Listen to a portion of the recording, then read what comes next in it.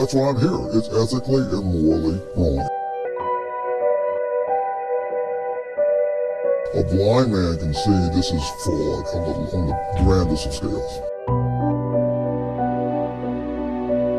The system's rigged against the patient. It's really not insurance, is it? Well, all this is money. They're robbing all the consumers. I would call it profiteering and greed. They don't want you telling the truth. Correct.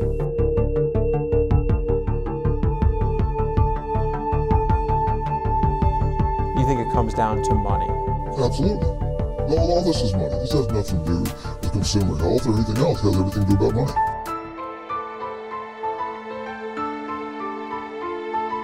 Does that seem right to you? No. No, I feel cheated. Everyone else should too. It's not like I'm buying a car. This is my son's life. This is his health. This is his well-being. They're taking advantage of people, and worse yet, they're taking advantage of elderly people and people who are sick. They're taking advantage of the most vulnerable people. It's ridiculous. Is it just about a money grab now in healthcare?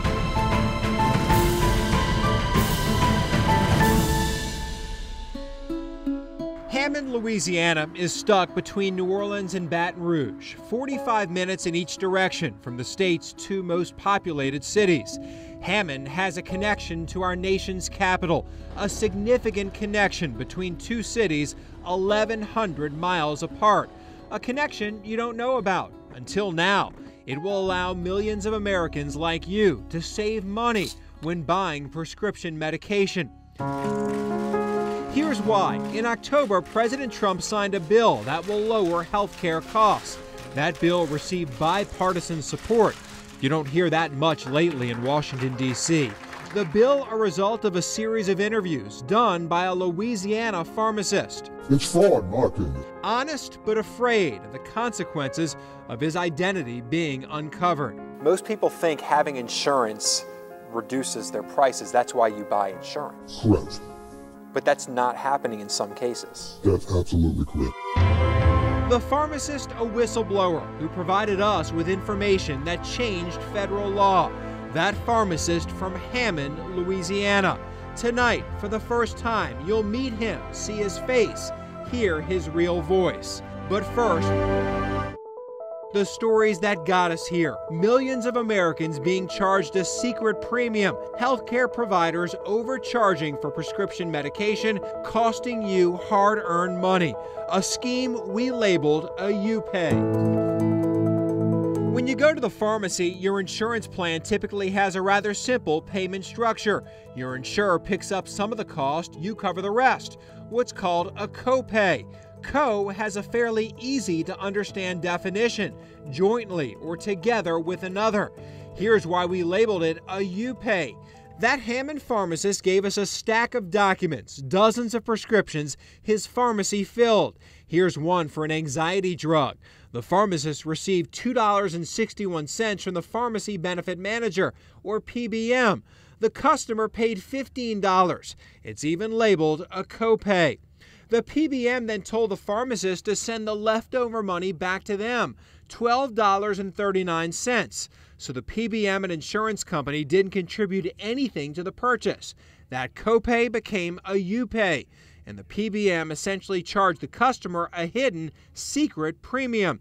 An additional $12.39, more profit for the PBM and insurance company, more money out of the customer's pocket. You're charging them more than it's worth. How is that legal? I agree. So the companies are paying nothing towards the prescription here? No, they're actually getting paid to, every time that patient comes in, they're making more money because the patient needed a prescription. In these cases of clawback, essentially, it would be cheaper for customers to pay it out of insurance. Absolutely. If the customer is paying more than the drug is worth, it's not a copay, it's a U-Pay. Right. The customer's paying. Yeah. There's no copay there. There's no copay, right. No, that's an absolute additional premium being paid that they're paying and they don't realize it. We exposed the scheme but didn't know the companies behind it. The pharmacist had no idea. Look at the documents. They had obscure labels for coverage or companies. This one, DTP, another SMD. No recognizable label of a familiar company or insurance plan. But figuring out who's behind the scheme didn't take much time. Tucked next to those obscure letters, a phone number. We quickly figured out DTP and SXC were connected to Optum Rx, a PBM related to United Healthcare, the country's largest health insurer. Thank you for calling the Optum Rx Pharmacy Help Desk. Optum Rx. We also dialed numbers for Humana, Cigna, and Aetna. Those four are the most prominent companies connected to this scheme. Here's why this pharmacist took great effort to hide his identity. You have a contract with Optum. Yes. It prevents you from saying anything. Correct. If Optum found out who you are, oh, they would come out. They would come after me. They would want to kick me out of network because we're not supposed to disclose anything. They don't want you telling the truth. Correct. Why? Because people will be outraged if they knew that they were actually paying an extra premium every time they had a prescription filled.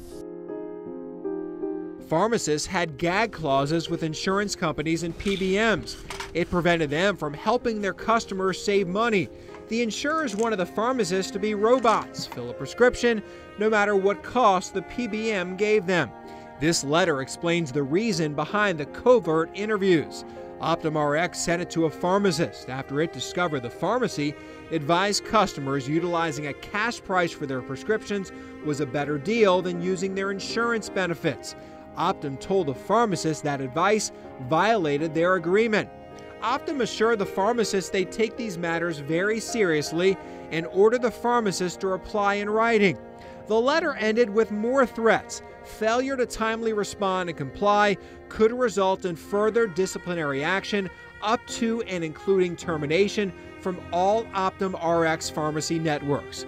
A termination would put most pharmacists out of business. Many kids learn to play dodgeball at an early age. The best dodgeball players can react quickly. They avoid the ball with swift movements. An email exchange with an Optum spokesperson felt like a game of dodgeball. We aimed our ball at a spokesperson with questions, but each time he tried to move out of the way with a sudden, quick answer.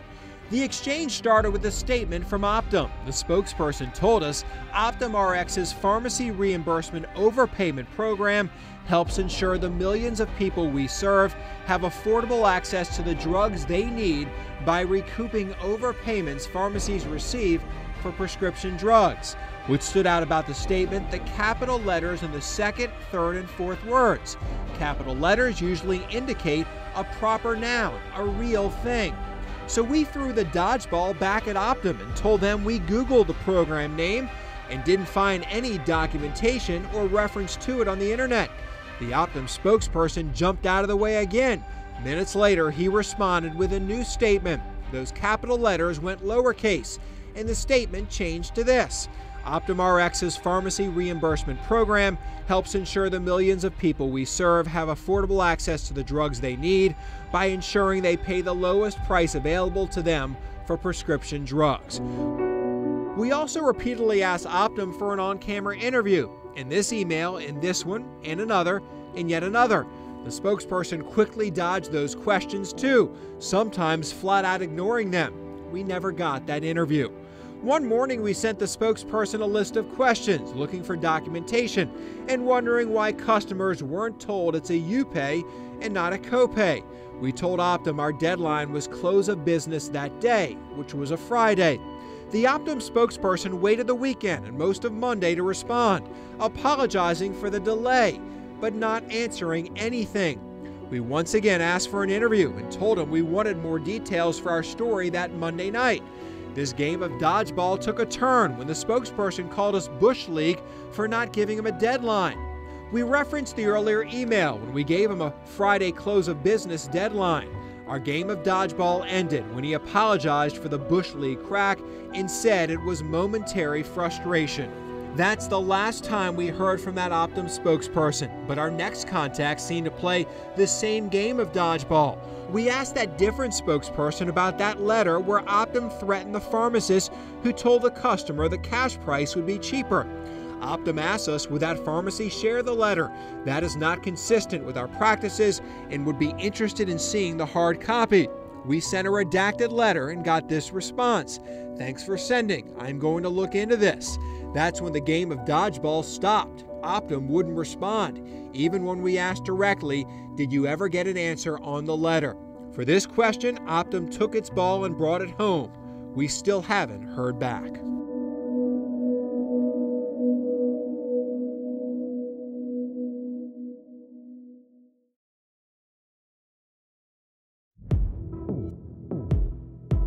The internet has transformed journalism. With just a click of the button, anyone in the world can see and read the stories we produce. It's one click away.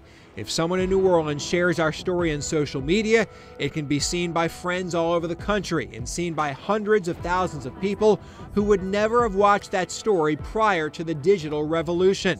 At this point in our investigation, we knew the overcharging occurred at some pharmacies in Louisiana, but we still didn't have a full grasp of the scope. But that soon changed. Emails began flooding in from pharmacists all over the country. One thanked us for making the issue public. Another in New York told us this is a huge moneymaker for Optum Rx. A Baltimore pharmacist wrote, "This is a national issue." We literally received hundreds of emails from pharmacists in nearly every state. Many sent us more examples of customers being overcharged. 2 even gave us the proof in spreadsheets showing hundreds of their customers paid more than the cash price. Pharmacists silenced by gag clauses now had a voice. And I don't know how in today's day and age how anybody can think that that's legal or ethical or moral. This pharmacy owner showed us one example of a customer overcharged $2,000 for medication a doctor prescribed to treat high blood pressure. It's just unadulterated greed. Everybody's overpaying. The economics of this scheme make no sense for the consumer. You buy insurance for the reason of lowering your prescription drug costs, but more and more, patients are able to find prescriptions less expensive if they don't use their insurance than if they do. Story after story continue to point out the scheme, while the companies behind them remain silent. I think the most generous would call it capitalism. I would call it profiteering and greed in many cases, because it's not a fair system. If it was a fair system where the consumer could say, I'm choosing a more expensive product, or I'm choosing to go to a more expensive pharmacy, that would be capitalism, in my opinion. But because it's opaque and the consumer can't or doesn't know, I think it's greed and profiteering. But the most meaningful responses came from consumers like Nikki, whose son had a rare eye condition. From information from his ophthalmologist, it's allergic conjunctivitis that's more rare and found mostly in African American males, young African American males. Her son's doctor prescribed an eye drop. The cost? $473. How do you afford that? I can't, honestly, I can't. And I mean, as a single parent, I felt like I was failing by not being able to provide the health care that he deserves. After seeing our medical waste investigation, Nikki started doing some research. I feel like I have options now, you know, as a consumer, but more than anything as a parent. She found paying for the drug without her insurance was much cheaper.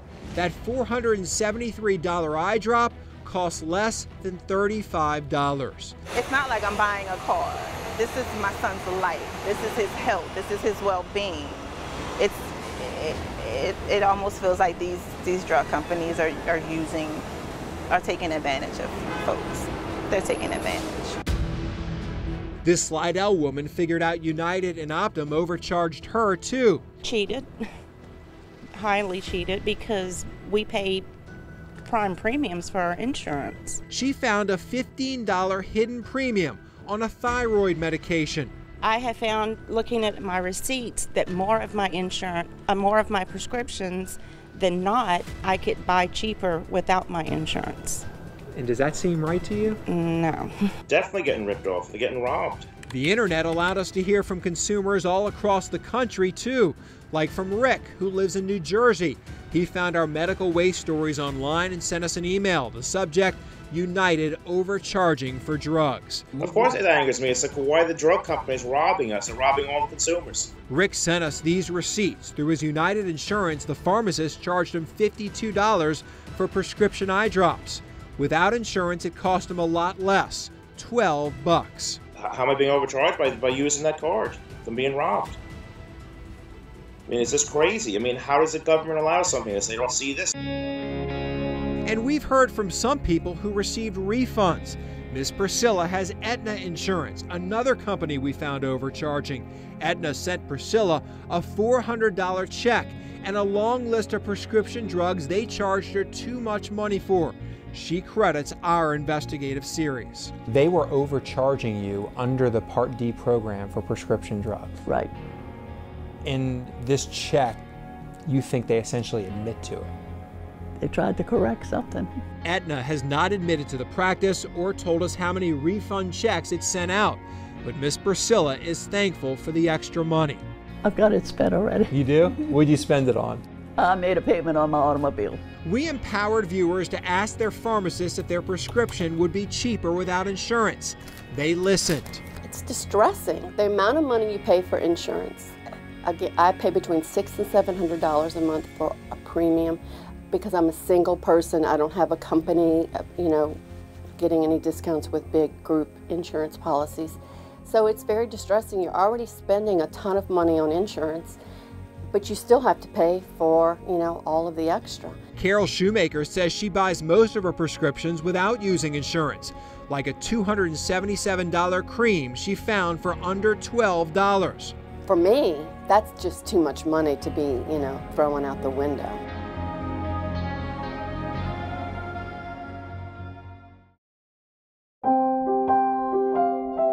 Medical waste led to 13 federal lawsuits. OptumRx stopped its pharmacy reimbursement program, the one where they overcharge customers.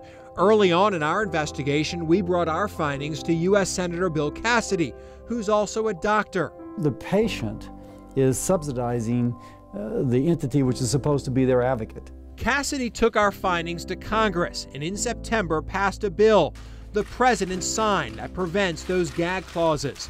Pharmacists can now tell customers when a cheaper price exists. Cassidy says this bill resulted from our investigation. And it all began with a pharmacist talking to you and talking to me, and then you speaking with me, and that representative government working. This is a victory for representative government. This is how it is supposed to work. It all began with this pharmacist. There he is. How are you? Good seeing you. Good to see you. You doing all right? Doing fine, thank you. What do you think about your face being shown on TV, huh? A little scary. A little scary. Scary, but now unafraid of any consequences. What made you make the decision, you know what, I can show my face now? Well, the thing is, because now we got that gag clause lifted, we can get other pharmacists who've been talking and fighting for the people in the United States for years, that finally we can actually freely talk about it. So when the patient comes to that counter and talks to the pharmacist, we're no longer worried about getting pulled out of network or somebody suing us and this kind of stuff. This is Ricky Menino, a longtime pharmacist of an independent pharmacy in Hammond, Louisiana. Do you realize what you've done? I haven't done anything. He's modest, but it's a fact. The owner of this pharmacy helped change a federal law, help Democrats and Republicans come together. From a pharmacist's point of view across the country, how big a deal is this? It's incredibly huge. It's incredibly huge that finally someone like yourself has taken this issue and put it out on a stage that no one could ignore. And remember, as well as you did it, it still took 2 years to finally get something done on a national level. Finally, with this gag clause lifted, we can really start talking to the patient individually and really maybe get across to them what's going on. This will save money.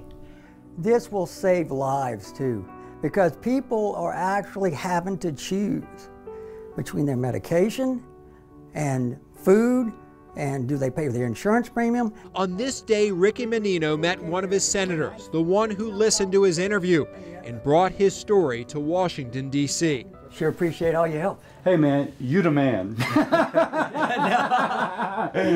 No, you started a process which culminated in President Trump signing a law forbidding gag clauses. And you can draw a line all the way back to when you begin to speak to Lee and pharmacists would come speak to me, and and you can draw that line forward. The senators and members of the House coming together, understanding the issue, drafting a bill, passing the law, and Trump signing. Representative democracy. You're way too kind. You guys did it. I just passed along a message. For decades, the pharmaceutical industry has had a stranglehold on the Capitol. I think the Pharmaceutical Manufacturers Association has been the #1 lobbyist in Washington since 1998.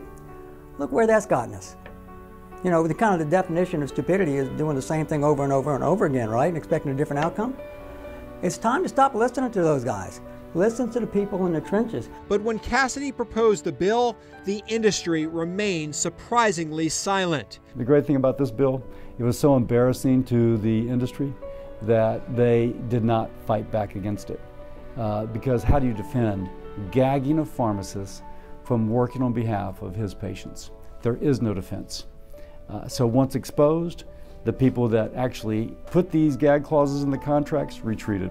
If pharmacists are able to speak to their customers, advise, and help them, money will be saved. It gives me hope that, because this isn't the tip of the iceberg. This is just the snow on the top of the iceberg.